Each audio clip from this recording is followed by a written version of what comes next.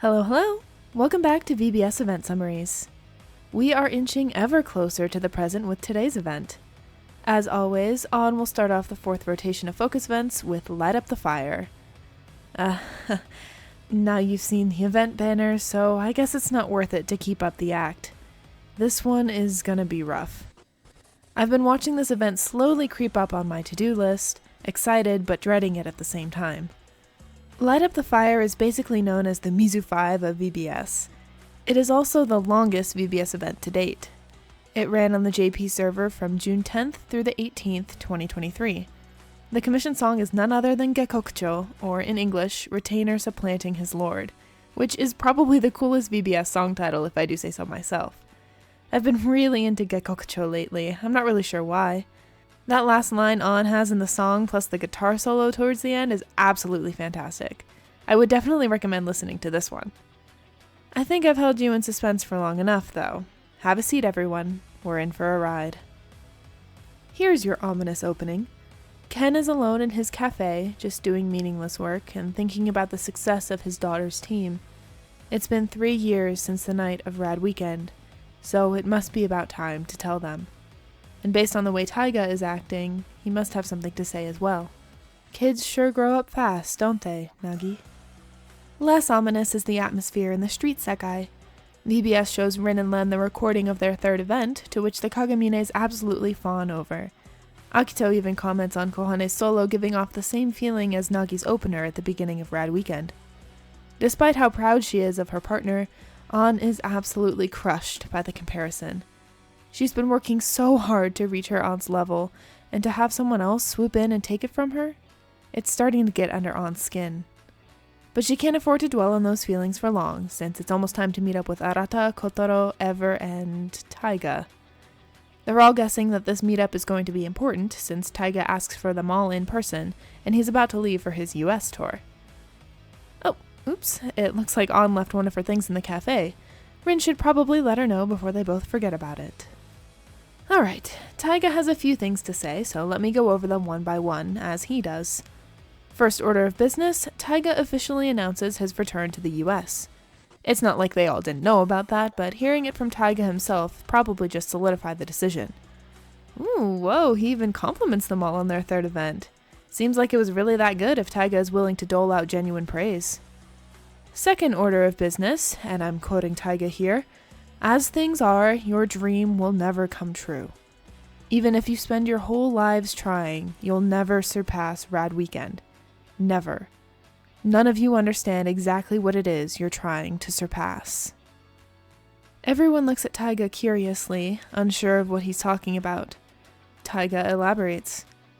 Rad Weekend, as you've already grasped by now, was not just about a group of super talented musicians singing up on a stage. They had to work as a unit, both among the performers and with the audience.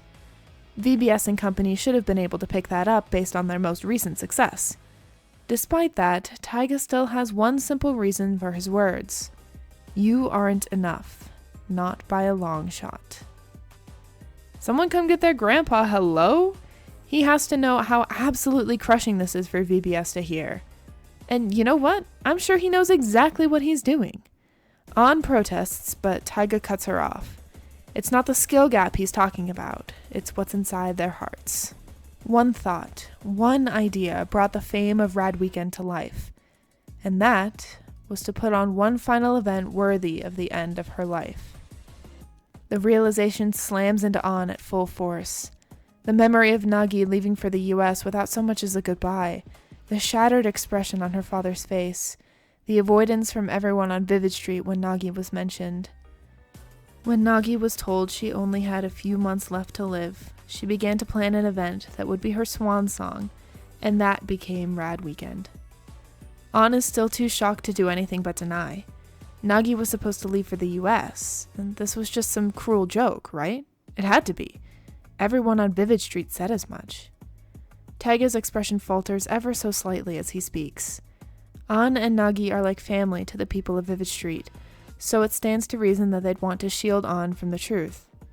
So that means everyone worked together to lie to On for 3 years. On realizes that this isn't some cruel joke. Why? Why would they lie to her like this? Taiga explains that it was Nagi who asked them to do this, and everyone felt obliged to honor her final wish. As for the rest, they'll have to ask Ken. Taiga has one final thing he wants to tell everyone. The light behind him changes and the music picks up, with Taiga pointing at the speakers and mics he borrowed from a nearby live house. Right here, right now. Let Taiga demonstrate the true skill gap between them.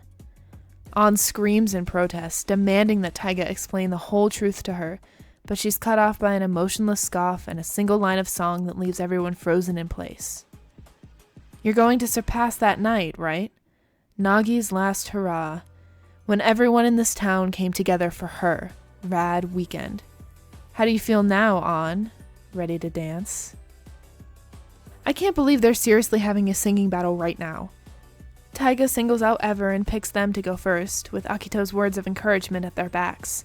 If they run from this challenge now, there's no way they'll be able to achieve their goal. So, Ever steals their resolve and faces Taiga. Unfortunately, Taiga isn't holding anything back. He's even more explosive than when he sang against Arata that one time, and based on the reactions of everyone involved, this must be Taiga's true abilities. He crushes Kotaro under his foot, and Arata is soon to follow, but not without some personal, emotional damage. He pulls the rug out from under Arata and says that he's delusional for thinking he's carrying Soma's dream for him. Arata sings for himself, right? Arata angrily protests, getting more and more worked up as Taiga says the words over and over again, eventually falling silent as the words bury into him. Last but not least, An stands beside her teammates with a shadow covering her eyes, pleading with her uncle. Why is he doing this? Why drop such a bombshell and then launch immediately into beating their resolve into the ground? Taiga tells her to take a look around. The resolve and determination on her teammates' faces, their unwavering dedication to their craft. They have to do this. An is the only one who can't bring herself to accept reality. They're all going on ahead without her. Akito, Toya, and Kohane step up to the plate and start singing, but none of them sound like they usually do. An watches them try, feeling sick, knowing she should be up there. But how can she sing at a time like this? At the same time, she can't just stand by and watch her teammates fumble. So she bursts through the crowd and joins her team on the chorus. No thinking, just singing. With feeling, intuition. Lift everyone up. Don't think about losing even for a second. Don't think about... An's memories of her aunt flash through her mind, and her voice starts to shake. But somehow, she's able to push them away and kick everything into a new gear. By the end of their song, VBS can hardly speak, and An can only shoot Taiga a deadly glare. So, fine. Taiga will sing a Radder song, just this once. Just so he can truly articulate what Rad Weekend meant to him. We interrupt this broadcast to bring you the most ridiculous song I've ever heard in my entire life. Allow me to show you the reactions of those in the audience.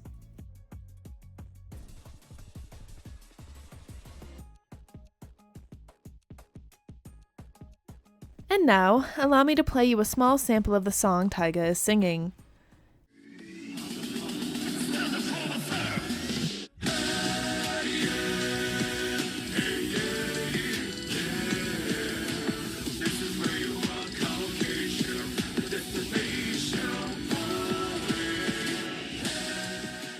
Are we sure?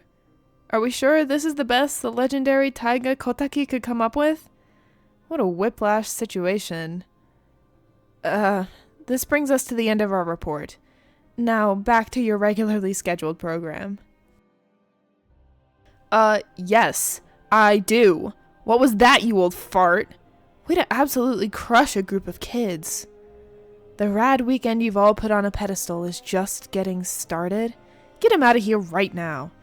An tries to say that this isn't over, but her voice breaks and she dissolves into a coughing fit, collapsing into Kohane. The surrounding crowd disperses, murmuring about how no one could possibly hope to surpass something like that. Having sufficiently destroyed the dream of VBS and company, Taiga leaves without looking back. Oh, that's not what I thought was going to happen. Everyone drags himself back towards Ken's cafe, completely and utterly crushed. when Arata goes to split off just before Weekend Garage comes into view.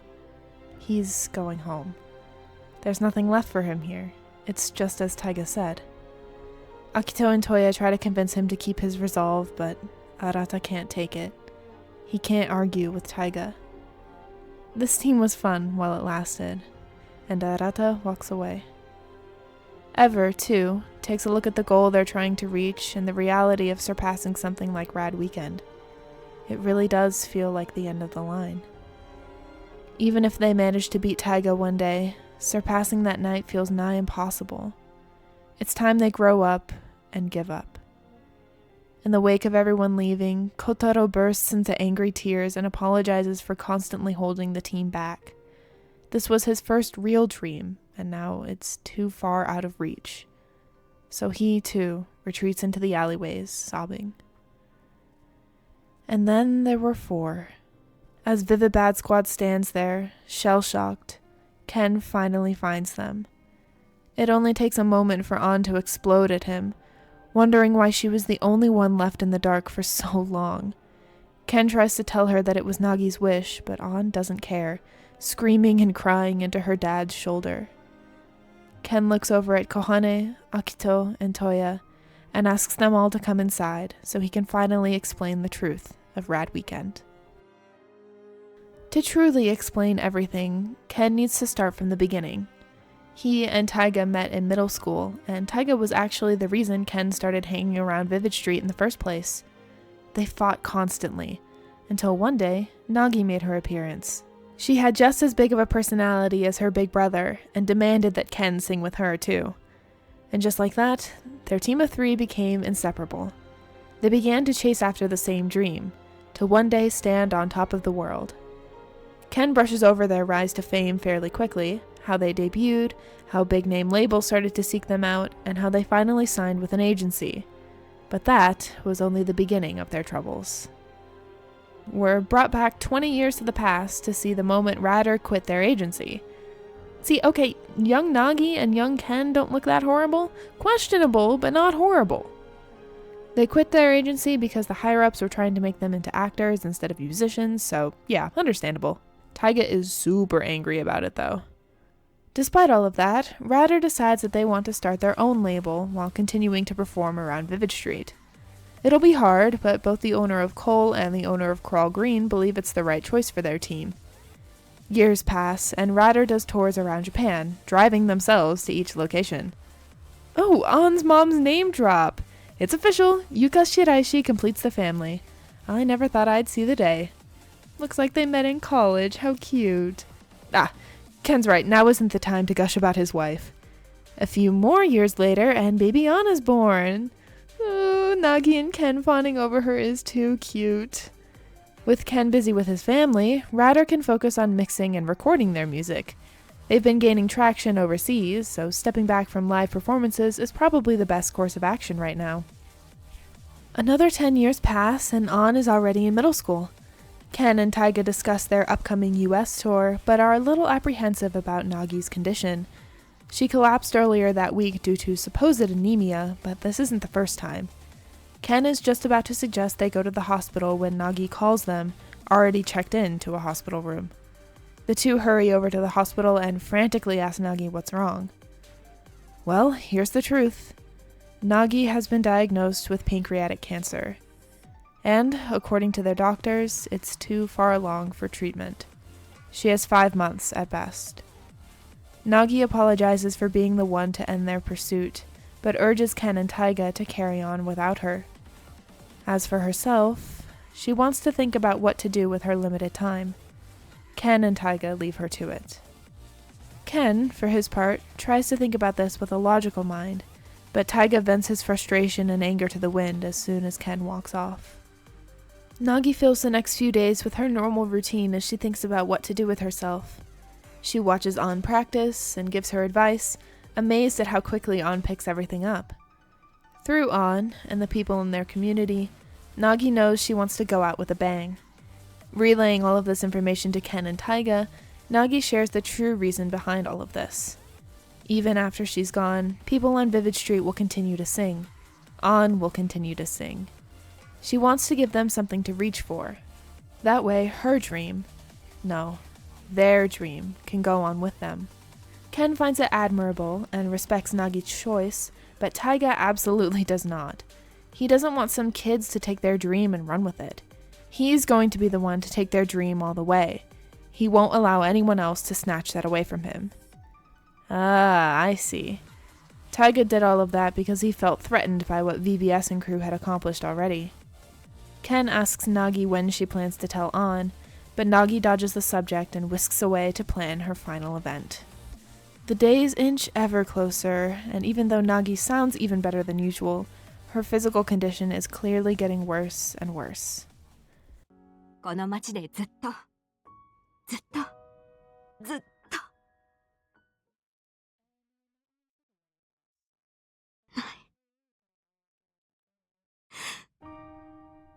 死にたくないよ。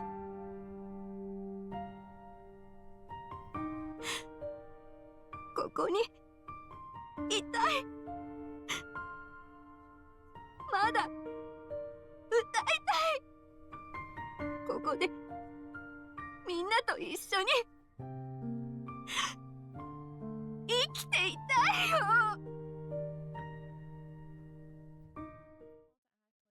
1 month before Rad Weekend, Nagi hosts a gathering at Caelum. She announces her limited time left and the date of Rad Weekend. She hopes they can all come to support her final event and to make it the best performance Vivid Street has ever seen. Also, she asks everyone not to talk about her death after it's happened. She wants them all to act like she's just on a trip, far away from here. That way, she can keep living through all of them. It's strange and childish, but the people of Vivid Street are nothing if not accepting. Finally, she asks them all to hide the truth from On. With that final request, Ken and Taiga step onto the stage, exactly 1 month before they create the stuff of legends. I'm not going to go over Rad Weekend again, since I've already done so before. The only thing that's different about this perspective is that we're able to hear Nagi, Ken, and Taiga's inner thoughts. It's nothing we haven't heard already, though, so there's no need for me to repeat myself. Radar exits the stage, thus ending Nagi's career as a musician. Taiga vows to keep their dream alive, because it's not just their dream, it's his. Ken looks out at the crowd one more time and sees his daughter. He wants to know what happens next, how the seeds they planted today will grow in the future. Nagi's final show announces the disbanding of Radar in more ways than one. Nagi passes 3 weeks later. Her final conversation with Ken and Taiga in the hospital has her gushing about what On will become, and it's full of regret that she won't be there to see it in person. Her decision is final. On can't know. Not yet. She needs to be able to grow and blossom without the weight of Nagi's death on her shoulders. To find a partner that balances her energy and a group worth fighting for. That's how she can take up her aunt's mantle. Once On is strong enough to handle the truth, she asks Ken and Taiga to tell her everything. これがラッドウィーケンドを開催し、ラダーが解散するまでに至ったすべてのことだ。言いたいこといっぱいあったのに。小羽にもアキトにもトウヤにも会っていい仲間見つけたねって言って欲しくて。ラッドウィーケンドを超える時だって絶対ナギさんに見て欲しかったのに。なのにもういないなんて。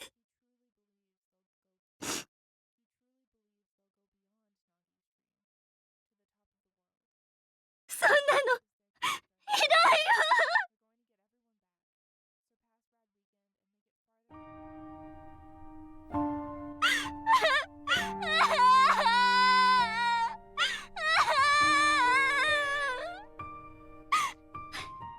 ナギさん、ナギさん、ステージ一緒に立とうって言ったじゃん。ナギさん。Ken Ken can only watch as An breaks down. Nagi thought of them all the way until the end. She knew what the future held for them, and Ken feels the same way. He believes in them, all of them, no matter what hardships they face. He truly believes they'll go beyond Nagi's dream, to the top of the world. This is their true starting point. They're going to get everyone back, surpass Rad Weekend, and make it farther beyond anyone ever could have imagined. For her dream, and their own. Well, that hit me like a truck. I'll admit, I knew about Nagi's death. This whole time, actually, and I knew that this was the event it was revealed. But seeing it actually happen, watching those final months of Nagi's life unfold, good lord, I think I'm gonna need a serious break after that one. How were you all feeling? Okay? Let me talk about the songs in this event to distract us. I don't know if VBS sings Gekkokucho in the battle against Taiga, but how did that banger lose to whatever the hell Taiga had going on?